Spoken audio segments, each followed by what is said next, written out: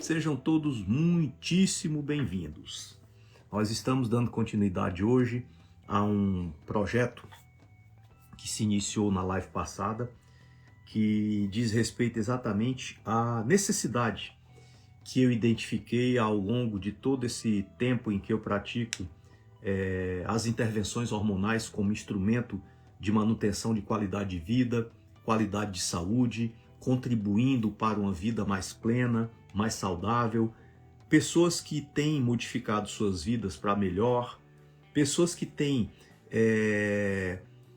descoberto que se existe uma coisa chamada tempo de fabricação, é um parâmetro inalterável, inevitavelmente a cada ano que eu viver eu vou ficar um ano mais velho, mas é igualmente inevitável que nós possamos trazer às pessoas a ideia de que a qualidade desse processo pode ser amplamente modificada e amplamente melhorada. Dentro daquela filosofia, de que nós defendemos, primeiro, hormônios trabalham a favor da vida. Segundo, se eu não posso contornar o fato de que a cada vez que vivo mais um ano, eu vou me tornando uma pessoa que está envelhecendo, eu não preciso ficar velho simplesmente porque estou envelhecendo. Essas ideias elas já têm um amplo amparo da literatura científica, um amplo amparo das evidências clínicas práticas do cotidiano, do dia a dia. Eu comecei, talvez muitos de vocês não conheçam ainda muito a minha história, mas eu comecei lá nos anos 80 praticando a hormonologia inicialmente com o intuito de melhorar a saúde das mulheres em menopausa, aquela visão de que as mulheres pioravam de maneira colossal, de uma maneira absolutamente catastrófica a sua qualidade de saúde, a sua qualidade de vida quando ingressavam nesse processo menopausal. Compramos essa ideia de que os hormônios podem sim servir como um forte e importante alicerce, lastro para manter a qualidade da saúde, manter a qualidade de vida. São instrumentos de renovação, de restauro, de comunicação, de homeostase. E como dizem os antigos, quem não gosta de samba, bom sujeito não é. Eu posso trazer aqui essa analogia para o universo do que nós estamos discutindo aqui. Quem não gosta de hormônios é porque não os entende. Quem não gosta de hormônios é porque nunca se debruçou sobre a belíssima ciência da hormonologia, sobre a fisiologia, para entendermos que talvez sejam as últimas coisas que um ser humano deveria temer fossem os hormônios. Primeiro porque eles trabalham, eles são produzidos desde que nós ainda estamos sendo gerados na vida intrauterina.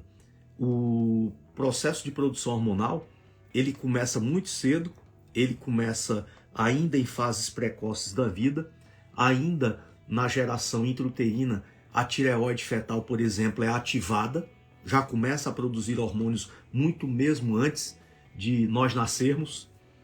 A placenta é um órgão que tem um importantíssimo componente hormonal, é um órgão capaz de produzir uma quantidade muito grande, muito vasta de hormônios.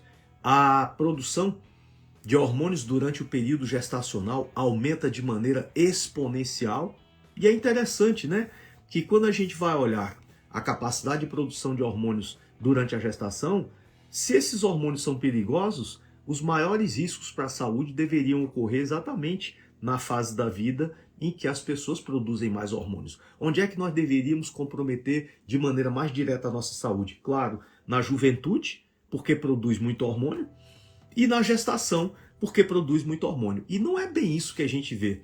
A juventude é um período da vida cercado de quê? De energia, de vigor, de permanente estado de percepção de saúde, alto nível de alerta mental, físico, muscular, corporal, imunitário.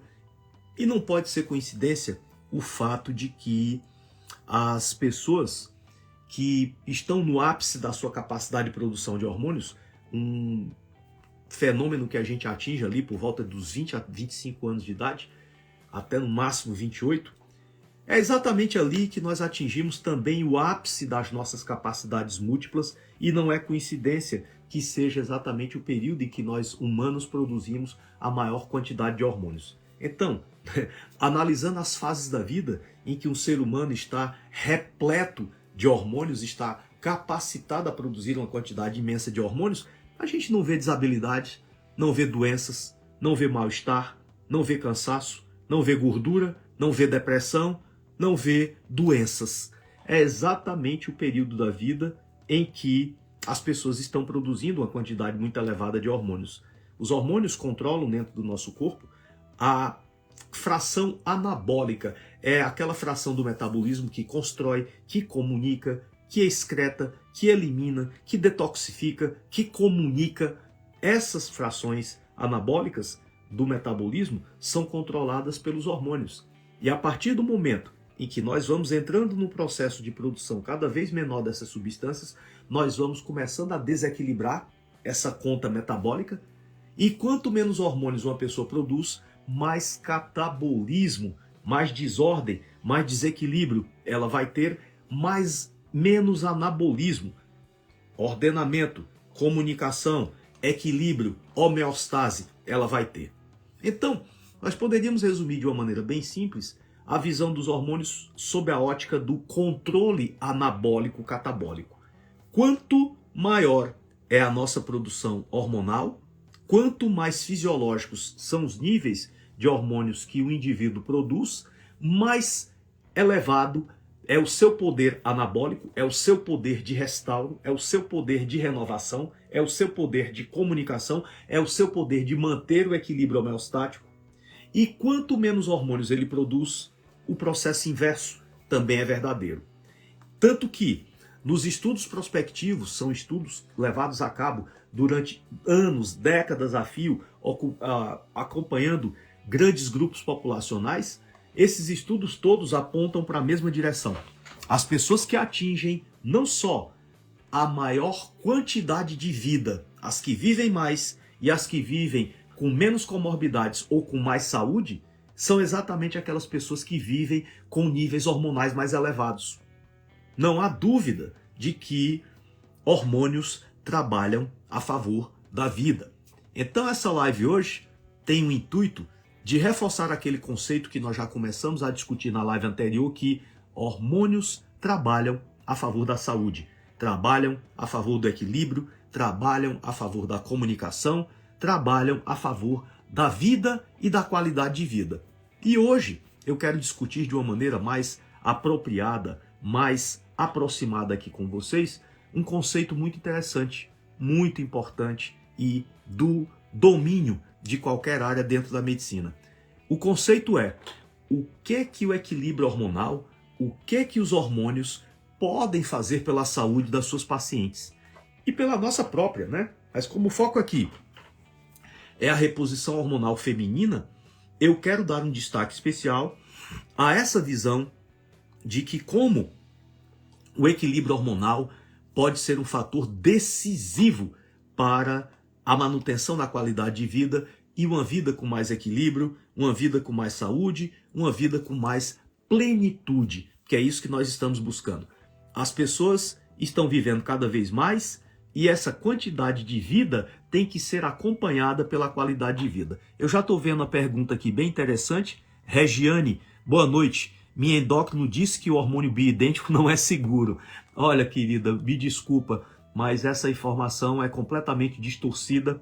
Hormônios bioidênticos são consagrados na literatura médica. Há quase 40 anos são produzidos na literatura ininterruptamente trabalhos de boa qualidade demonstrando não só a superioridade clínica dos hormônios bioidênticos, mas a sua maior segurança e a sua maior eficácia quando se compara às drogas convencionais sintéticas. Um outro assunto, já trazendo aqui à tona para a nossa discussão na live de hoje, é que não só os hormônios bioidênticos são mais seguros, mais eficazes, como os hormônios bioidênticos conseguem devolver o equilíbrio homeostático, coisa que os hormônios sintéticos não conseguem, porque hormônios sintéticos, na verdade, não são hormônios. Hormônios sintéticos são remédios que têm ação semelhante a hormônios, mas com uma vasta gama de efeitos colaterais e desserviços prestados à saúde humana. Uma outra coisa muito importante que nós precisamos desenvolver aqui a convicção é de que os hormônios bioidênticos também são produzidos pela indústria farmacêutica. Existem vários hormônios bioidênticos, a progesterona natural micronizada, o evocanil, o estradiol bioidêntico. A produção de hormônios bioidênticos não é exclusiva das farmácias com manipulação. O que acontece? Dentro do universo da manipulação e da indústria, é muito mais fácil nós customizarmos as doses através da manipulação do que pela produção em escala industrial. Vou dar só um exemplo aqui para vocês. O estradiol bioidêntico, que é produzido pela indústria farmacêutica convencional, ele só é disponibilizado em duas doses, 0,5 mg e 1 mg. Então o que significa isso? Quando eu tenho, e muito frequentemente isso acontece, uma necessidade de usar uma quantidade bem menor de hormônios ou uma quantidade bem maior de hormônios, eu não consigo ajustar essa condição àquela necessidade individual daquela pessoa. Então, essa é uma das grandes desvantagens dos hormônios bioidênticos industrializados. É que eles são produzidos em uma escala muito grande, são milhares de unidades que são feitas a cada vez que se liga àquela linha de produção e não é tangível, não é economicamente viável se produzir esses hormônios em dosagens muito variadas, o que acaba amarrando bastante o leque de opções terapêuticas. Quando se precisa de doses diferentes dessas aí, você não tem ou tem uma enorme dificuldade de adequar essas situações. A progesterona também, a bioidêntica industrializada, ela tem dois nomes comerciais, é o Ultrogestan e o Evocanil. Ela é produzida em uma dose de 200 miligramas. Se eu tenho uma mulher que precisa de 25, como é que eu vou ajustar uma coisa que é produzida em 200? Se ela precisa de 50, se ela precisa de 15, de 10, de 25, de 100, então vocês estão vendo que o grande fator complicador não é os hormônios serem bioidênticos da indústria farmacêutica ou serem bioidênticos da empresa ou da farmácia com manipulação. O problema é a dificuldade de individualizar doses quando nós temos necessidade de utilizar doses diferentes e com grande frequência isso acontece. Na verdade, a reposição hormonal é uma coisa tão individual quanto um sapato que a pessoa vai calçar. Cada um tem a sua necessidade, cada um tem a sua combinação, tem o seu nível de referência ótimo, tem aquela dose ideal, de modo que acaba tendo que haver mesmo essa customização, essa individualização, e nessa situação é óbvio, é evidente que se eu consigo produzir esses hormônios em várias dosagens diferentes, na verdade eu posso produzir na dosagem que eu quiser, acaba tendo uma vantagem terapêutica muito maior. Então, o assunto de hoje é a reposição hormonal feminina e o que é que esses hormônios podem fazer para contribuir, reforçar, potenciar a qualidade de saúde das nossas pacientes. É claro, essa live é destinada essencialmente para os colegas médicos. Isso não impede que você que está aqui conosco, que não é médico, possa também acompanhar. Os colegas médicos que estamos aqui juntos estão amplamente livres e até fico agradecido em compartilhar essa live com outros colegas. Para aqueles que não puderam assistir hoje, essa live vai ficar gravada durante alguns dias. Compartilhem essa informação, compartilhem esse desejo que eu tenho de dividir esse conhecimento e a minha experiência de décadas nesse assunto com médicos, porque eu tenho visto que hormônios são ferramentas tão universais que, na realidade, é necessário que todos nós médicos de qualquer especialidade que pratiquemos a medicina tenhamos conhecimentos básicos sobre hormônios. E é disso que eu estarei tratando hoje, né? De que maneira os hormônios podem ajudar a saúde das nossas pacientes? A primeira coisa que eu diria é a seguinte: é necessário que nós médicos passemos a adquirir conhecimento mínimo sobre esse assunto. A qualquer momento, vocês podem ter certeza absoluta, está chegando hoje na clínica de um traumato-ortopedista, na clínica de um psiquiatra, na clínica de um neurologista, na clínica de um reumatologista, na clínica de um cardiologista, na clínica do ginecologista, está chegando exatamente hoje, nesse momento, alguma mulher que está apresentando um sinal ou um sintoma de um problema, ou de uma comorbidade, ou de uma doença que poderia ser amplamente evitada se essas pessoas estivessem vivendo em equilíbrio hormonal. Então não é exagero que nós recorramos a essa ideia, a esse conceito de que conhecimento básico sobre hormônios é um instrumento de educação e prática médica que deveria ser desenvolvido por todos nós, independentemente de qual especialidade estejamos atuando.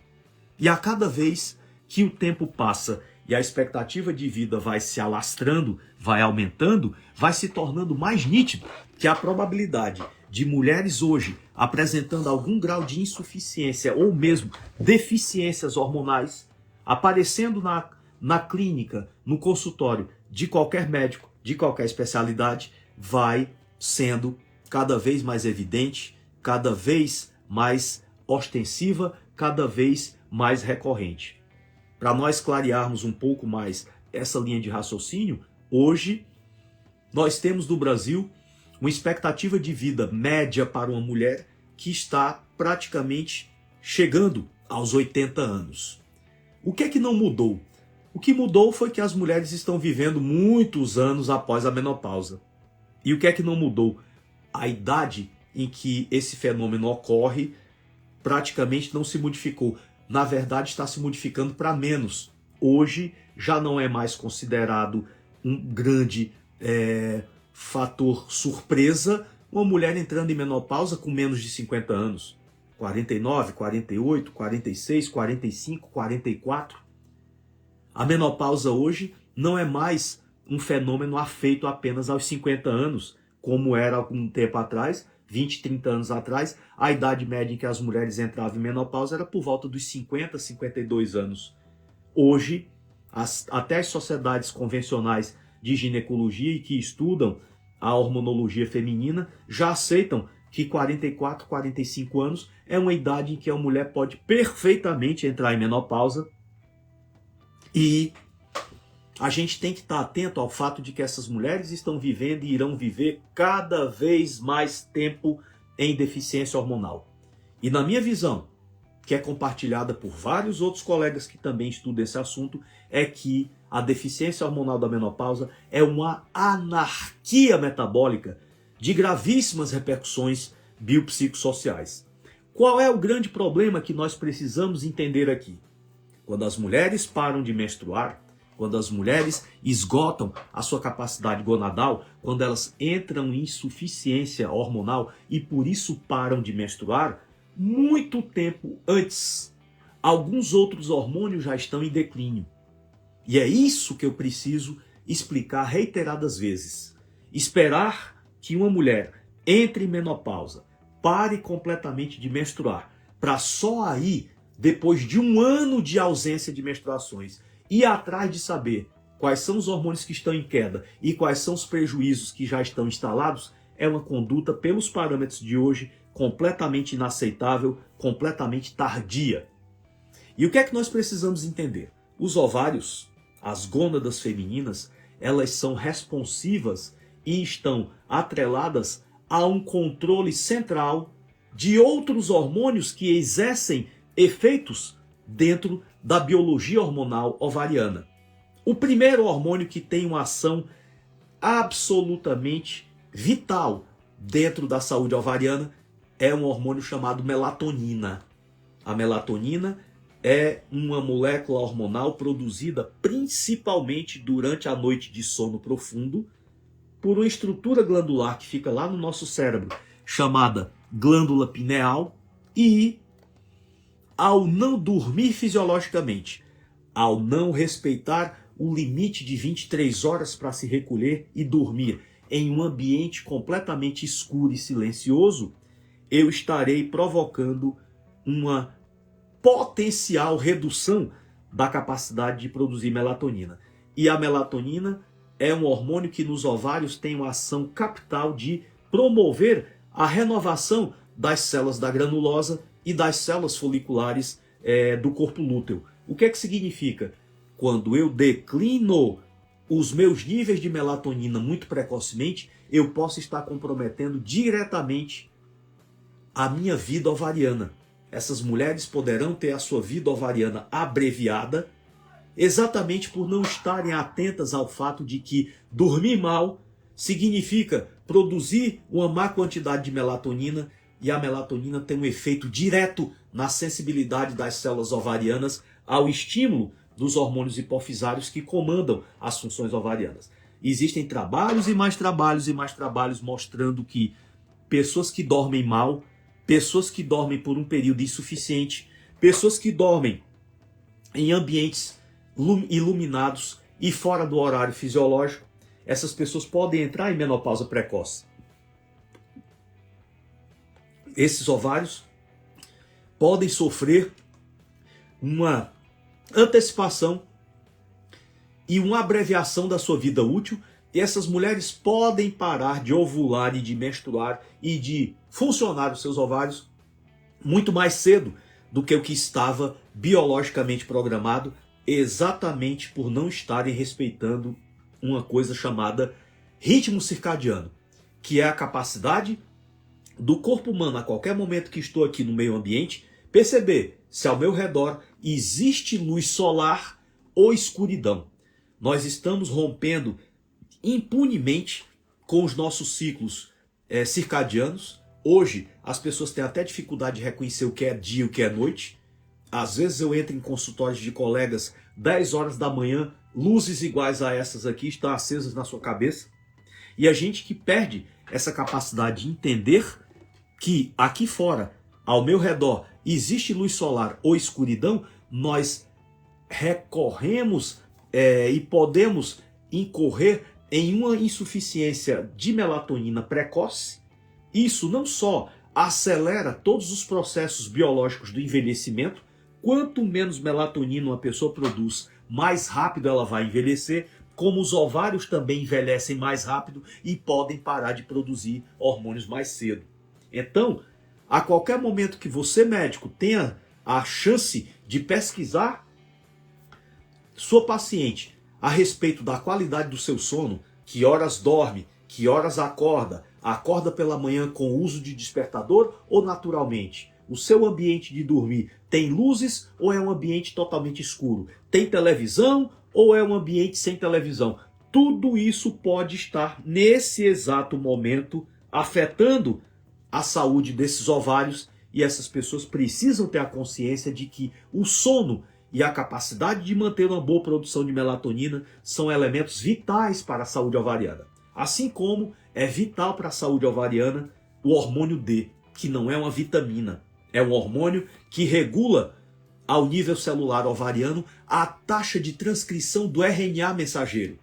Aquele conjunto de ordens que essas células ovarianas precisam executar para viver em equilíbrio e viver com saúde são elementos fortemente atrelados ao nível de produção de vitamina D. E para produzir vitamina D, ou seja, hormônio D, é necessário se expor ao sol todos os dias, entre 10 da manhã e 3 da tarde, com pelo menos 80% do seu corpo descoberto, na posição horizontal, e passa lá pelo menos 15 a 20 minutos para que você consiga, adulto, sintetizar naturalmente 20.000 unidades de hormônio D. Como praticamente nenhum de nós é capaz de replicar essa exposição solar todos os dias, o que é que podemos fazer hoje? É isso aí, Paulinha. Ninguém consegue fazer isso hoje. Como nós não conseguimos fazer isso, a gente vai ter que tornar a suplementação de hormônio D ou vitamina D quase que uma commodity.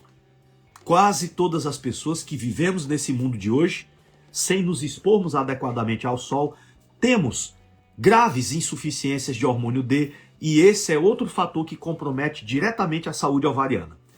Terceiro fator que compromete a saúde ovariana, um hormônio produzido lá na córtex suprarrenal chamado cortisol, e um outro hormônio também produzido na córtex suprarrenal chamado dehidroepiandrosterona. O equilíbrio DEA-cortisol é um processo fundamental para a maturação folicular e para as reações de resposta das células ovarianas ao FSH e ao LH hipofisários. Então, importantíssimo manter os níveis de DEA em níveis fisiológicos. O DEA está totalmente ligado à capacidade de produzir folículos de boa qualidade e à ruptura desses folículos, ligado à ovulação, e o cortisol está ligado à ação de resposta dos receptores ovarianos ao FSH e ao LH. Então, cuidado com o estresse. O estresse tem um efeito cumulativo e aditivo, e pessoas que vivem sob constante exposição ao estresse, elas podem ter sua vida ovariana abreviada e encurtada devido à baixa resposta dos receptores quando eu estou em desequilíbrio na relação DEA-cortisol.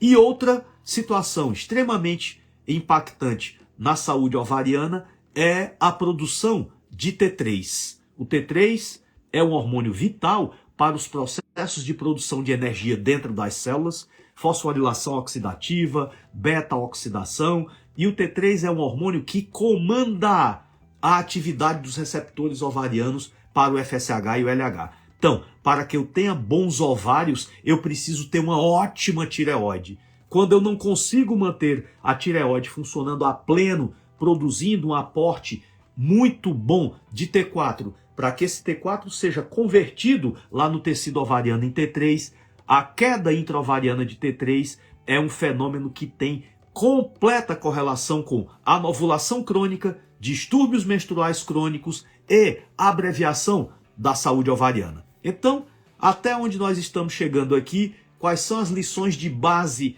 que nós temos que fixar? Primeiro, a saúde dos ovários tem que ser aferida e a preocupação com a preservação dessa saúde tem que ser motivo de ação de qualquer médico que recebe mulheres no seu consultório, independentemente de qual é a sua especialidade.